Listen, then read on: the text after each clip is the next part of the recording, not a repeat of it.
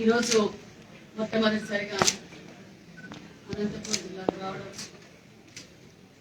చాలా గర్వంగా ఫీల్ అవుతున్నాను. ఎందుకంటే నిజంగా అనంతపురం ఉమ్మడి అనంతపురం జిల్లా ప్రజలందరికీ ప్రత్యేకమైన ధన్యవాదాలు కూడా తెలియజేస్తున్నాను. ఎందుకంటే ఎన్డీఏ కూటమి ఈ రాష్ట్రానికి చంద్రబాబు నాయుడు గారు ముఖ్యమంత్రి అవుతానే ఈ రాష్ట్రానికి దశా దిశ నిర్దేశించగలరు. ఈ రాష్ట్రాన్ని సరైన బాటలో ఆయనైతేనే నడపగలను ఎంతో నమ్మకంతో వైసీపీ నాయకులు ఎన్ని బెదిరించినా ఎన్ని బెదిరింపులకు తట్టుకొని ఈరోజు రాష్ట్ర వ్యాప్తంగా మాకు సంపూర్ణమైన మెజార్టీతో పాటు ఇవ్వటం, అదేవిధంగా ఉమ్మడి అనంతపురం జిల్లాలో 14 సీట్లు 2 ఎంపీలు ఇవ్వటం నిజంగా చాలా సంతోషంగా ఉంది. ఎందుకంటే గతంలో 14-19లో రాష్ట్ర వ్యాప్తంగా ఎక్కడ చూసినా అభివృద్ధి జరిగింది అంటే అది తెలుగుదేశం ప్రభుత్వంలోనే జరిగింది.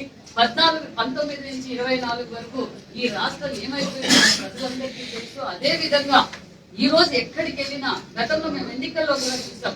ఎన్నికల్లో వెళ్ళినప్పుడు ప్రచారంలోకి వెళ్ళినప్పుడు కూడా ఎక్కడ చూసినా తెలుగుదేశం ప్రభుత్వం అభివృద్ధి కనిపించిందే తప్ప ఈ 5 ఏళ్ల నుంచి వైసీపీ పార్టీ దోచుకోవడం దాచుకోవడం తప్ప వాళ్ళ దృష్టి అంతా ఎక్కడ గంజాయి అమ్ముదామా, ఎక్కడ sand mafia, land mafia, mining mafia తప్ప ఈ రాష్ట్రంలో అభివృద్ధి అనేది శూన్యమైంది. ప్రజలు ఏ నమ్మకంతో అయితే ఎన్డీఏకి ఓటేస్తారో ఖచ్చితంగా ఆ నమ్మకాన్ని ఎన్డీఏ కూటమి నిలబెట్టుకుంటున్నామని కూడా తెలియజేస్తున్నాం. అదే విధంగా చంద్రబాబు నాయుడు గారు ముఖ్యమంత్రి అయిన రోజు నుంచి కూడా అభివృద్ధి అనేది కనిపిస్తుంది. ఒక పక్క పోలవరం కావచ్చు, ఒక పక్క అమరావతి పనులు కావచ్చు, రాష్ట్ర వ్యాప్తంగా అన్ని పనులు అన్ని డిపార్ట్మెంట్లు అప్పుడే పనులు మొదలు పెట్టారు. ఎందుకంటే గత ప్రభుత్వంలో నాయకులు అలాగే ఉన్నారు, ముఖ్యమంత్రి కూడా అలాగే ఉన్నారు. ఎందుకంటే వాళ్లకు బాధ్యత లేకపోవడం వల్లనే రాష్ట్రం ఈ పరిస్థితి వచ్చింది. ఖచ్చితంగా అభివృద్ధి బాటలో వెళ్తున్నాం. అదే విధంగా ఈ రోజు ఉమ్మడి అనంతపురం జిల్లాలో కూడా గతంలో ఏవైతే ఇరిగేషన్ ప్రాజెక్టులు కావచ్చు, ఇండస్ట్రీస్ కావచ్చు, హార్టికల్చర్ హబ్ కావచ్చు, అనేక అభివృద్ధి కార్యక్రమాలు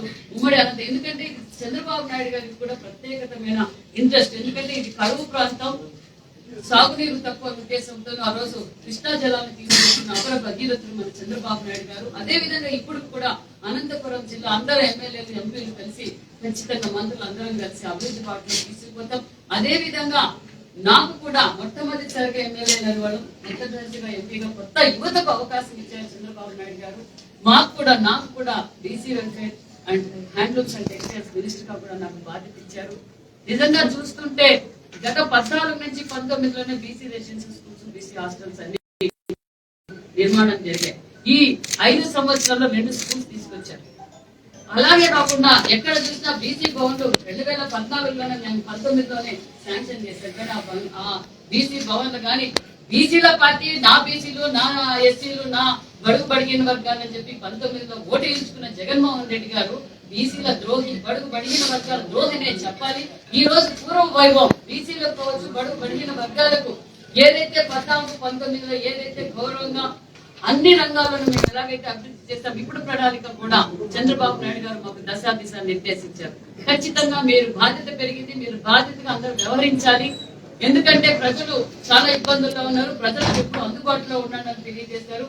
ఒక బీసీ హాస్టల్స్, బీసీ రెసిడెన్షియల్స్ తో పాటు ఎస్సీ ఎస్టీ రెసిడెన్షియల్ స్కూల్స్ కూడా మేము అన్ని పరిశీలిస్తాం. రాష్ట్ర వ్యాప్తంగా అభివృద్ధి చేస్తూ ఒక పక్క వెల్ఫేర్ పరిస్థితి కూడా మనం అందరం ఆలోచిస్తున్నాం.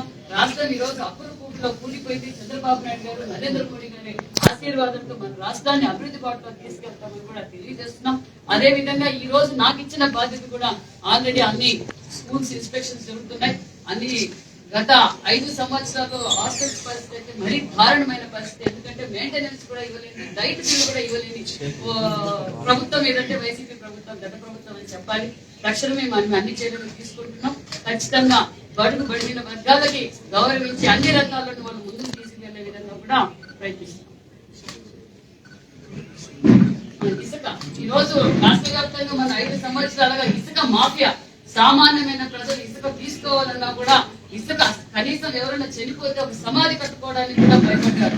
అలాంటి ఇసుకతోనే మొత్తం రాష్ట్రాన్ని దోచుకున్నారు మంత్రులు, ఎమ్మెల్యేలు, ముఖ్యమంత్రులు. కానీ ఈ రోజు సామాన్యమైన ప్రజలకు కూడా ఇసుక అందుబాటులో దొరికే విధంగా రీచ్లు ఏర్పాటు చేస్తాం. ప్రతి ఒక్క మనిషి కూడా రోజుకి 20 టన్నుల దాకా ఇసుక కొనే అవకాశం కూడా మన ముఖ్యమంత్రి గారు కల్పించారు. అంతేకాకుండా టైమింగ్ కూడా 6 గంటల నుంచి సాయంకాలం 6 గంటలు, ఉదయం 6 గంటల నుంచి సాయంకాలం 6 గంటల వరకు టన్ను 277 రూపాయల ప్రకారం ఈ విధంగా ఇంకా ఎక్కువ రీచ్లు పెంచడానికి కూడా మేము ప్రయత్నిస్తాం. ప్రజలకు అవసరమైనది ఏదనేది తెలుగుదేశం ప్రభుత్వం, ఎన్డీఏ ప్రభుత్వం ఖచ్చితంగా అమలు పరుస్తుంది. చేస్తామని కూడా తెలియదు.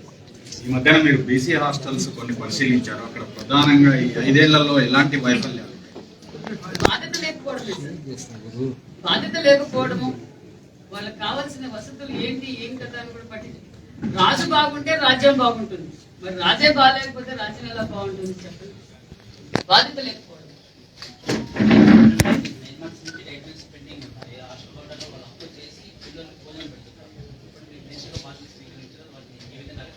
దగ్గరలోనే డయాగ్నోస్ సాధ్యమైనంత, ఎందుకంటే నీడ్ అది ఎమర్జెన్సీ నీడ్, ఖచ్చితంగా ఖచ్చితంగా నిర్మాణం చేస్తాం. గతంలోనే అది తెలుగుదేశం ప్రభుత్వంలో చేసింది, మధ్యలో వీళ్ళు చేయలేక పట్టించుకోలేక ఆగిపోయి అది కూడా పూర్తి చేస్తాం. ఇంకా ఉమ్మడి అనంతపురం జిల్లాలోను కర్నూలు జిల్లాలో చాలా డిమాండ్ ఉంది. బీసీ రెసిడెన్సీస్ కి, ఎస్సీ రెసిడెన్సీస్ కి చాలా డిమాండ్ ఉంది. ఆ కొత్త స్కూల్స్ తేవడానికి, కొత్త కాలేజెస్ తేవడానికి కూడా మేము ప్లాన్ చేస్తున్నాం.